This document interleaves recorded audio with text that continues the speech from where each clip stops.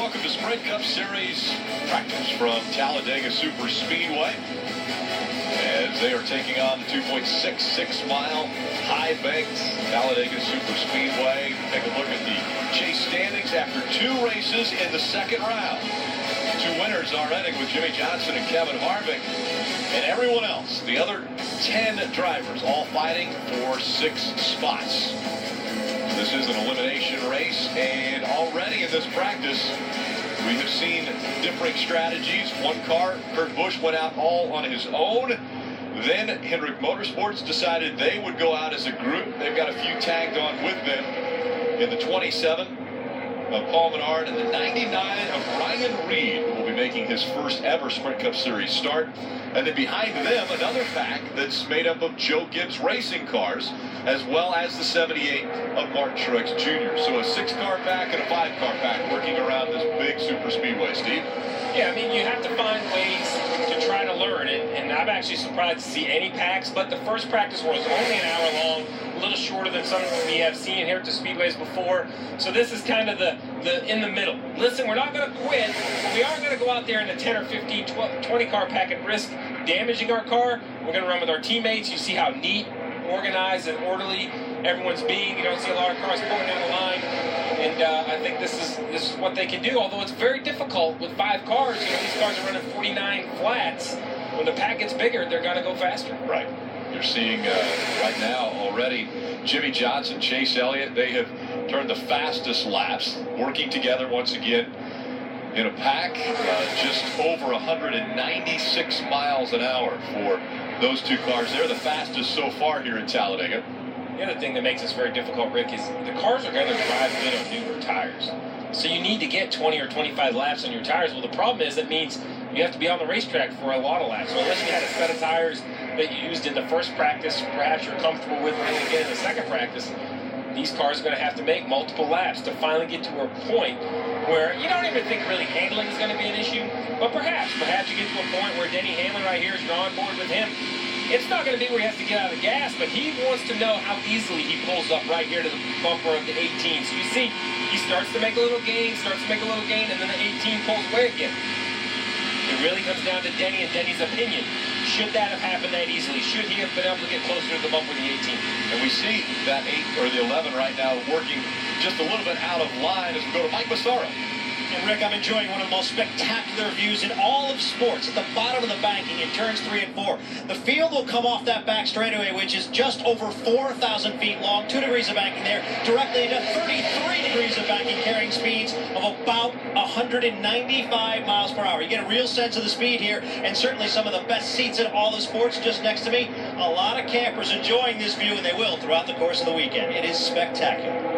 Oh, it's a great event, Rick, and it is one heck of a party. Absolutely. Infield at Talladega. These fans, they come out, watch the races, but it's more than just the races, man. They have a good time all weekend. Great experience here at Talladega. And as Mike was pointing out, the sense of speed is phenomenal at this racetrack. The banking's so high. We'll talk about it continuously as far as the drivers will have their foot on the accelerator the whole time. They'll try not to ever lift, which means they'll be maxing out the speed of these cars, and they have restrictor plates on them, but we'll see speeds right near 200 miles per hour, and they'll work together, tandem, big packs all the way around this track to make sure that they optimize that speed. And as soon as you spend 35 or 40 minutes and you start to, you never get used to the speed, but perhaps relax and become a little more comfortable watching these speeds, you'll see an accident. We've seen cars here get off the ground, and nothing is more humbling than seeing a 3,400-pound stock car get thrown in the air like it's a toy. Like it has no weight to it. The amount of energy that car has is unbelievable, and then it comes right back into perspective, just the crazy speeds, and really the dangerous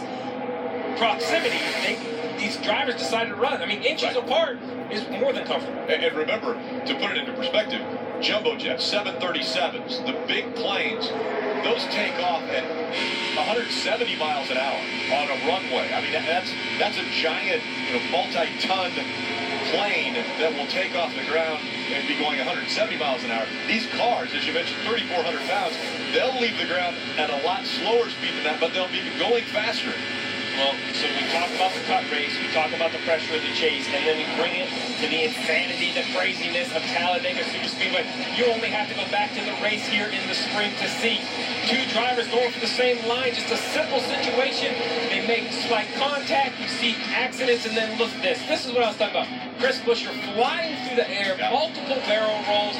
Right here, the 19 loses the tire. That shows just how fast they're going. And then Matt Kenseth, the car just gets tossed in the air. Luckily, right here, that car doesn't catch the catch fence. And then Kevin Harvick nearly goes completely upside down. And mind you, that wasn't 4 or 5 race highlights. That was one race. That was the race here in the spring. And with everything that's on the line, we hear all of these plans and patience and ride in the back. Just, I like the talk and I like the theory, but it's 188 laps and 4 drivers. Championship hopes ends here. They can't ride around all day long. And when it's time to go, it's going to be crazy to watch cars like Chase Elliott here in basically a must-win situation trying to get his way to the front. And we say it's one simple mistake or one thing that happens that can trigger that.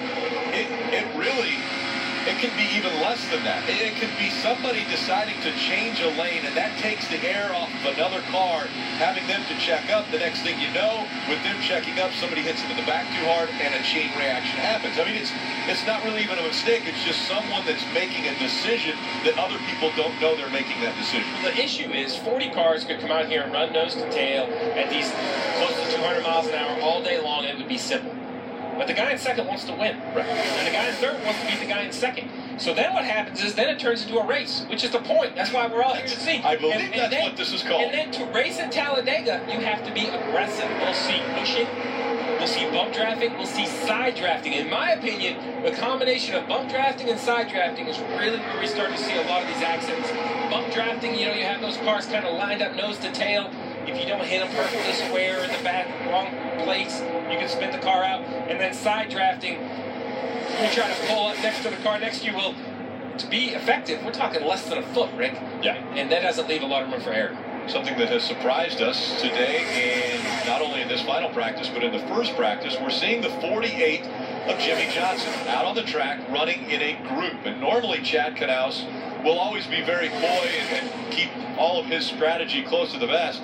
But he'll always say, when you ask him, are you going to go out and run in a pack? Well, we'll see. He goes, you'll see as soon as I do when they go out onto the racetrack.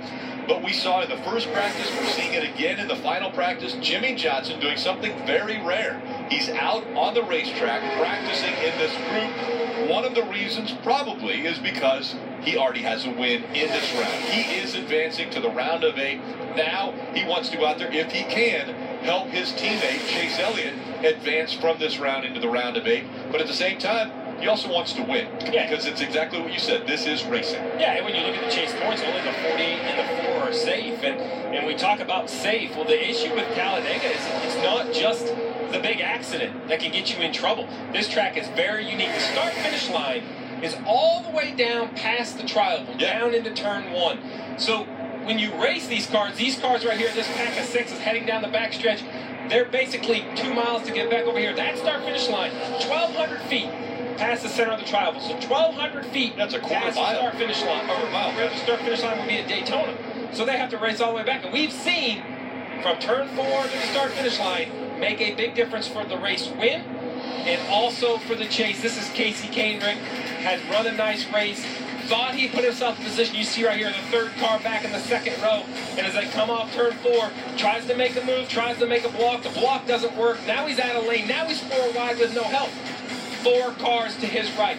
That's 4 points. And you see right here how easily those 4 cars go by him. All the way down here to the start finish line. Remember, we're racing past the tri-oval. Ultimately, those 4 points eliminate Casey Kane from the chase. Yeah, that was 2014, as you mentioned. I mean, it was those 4 cars from the exit of turn 4 until they got back to the finish line. 4 cars got by him. He does not continue on throughout the chase because of losing those points. And think about that. So he did everything right. He missed the big crash. He didn't make a mistake on pit road. He even did it right for 495 miles. But the start-finish line, the length of the tri-oval got him, and this is the difference where I see the 88 of Alex Bowman through the tri-oval. and there's the start-finish line. And while that doesn't seem like much, it has something to do, that shape of that tri-oval kind of allows those cars to fan out. And we are always surprised by who can win the line, race to the line. And how close it is at the finish. Take a look at the top speed, final practice.